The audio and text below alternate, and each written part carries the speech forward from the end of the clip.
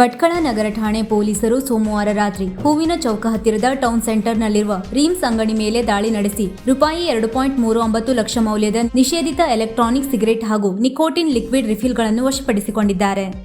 ಮುಗ್ದುಮ್ colony ನಿವಾಸಿ ಮಕ್ಬೂಲ್ ಬಂಧಿತ ಆರೋಪಿಯಾಗಿದ್ದು, ಈತ ಪರವಾನಗಿ ಇಲ್ಲದೆ ಒಟ್ಟು 51 ಇ ಸಿಗರೆಟ್ ಹಾಗೂ 154 ನಿಕೋಟಿನ್ ಲಿಕ್ವಿಡ್ಗಳನ್ನು ಸಂಗ್ರಹಿಸಿ ಮಾರಾಟಕ್ಕೆ ಇಟ್ಟುಕೊಂಡಿದ್ದಾನೆ ಎಂದು ಪೊಲೀಸರು ತಿಳಿಸಿದ್ದಾರೆ.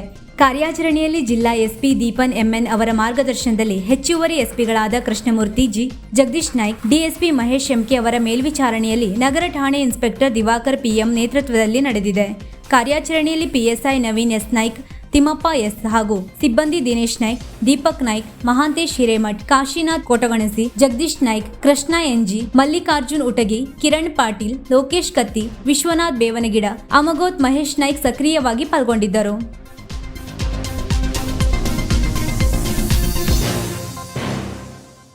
ವೀಕ್ಷಕ ಮಹಾಪ್ರಭುಗಳೇ, ನಮ್ಮ ಚಾನಲ್ ಅನ್ನು ಸಬ್ಸ್ಕ್ರೈಬ್ ಮಾಡಿ, ಶೇರ್ ಮಾಡಿ, ಪ್ರೋತ್ಸಾಹಿಸಿ.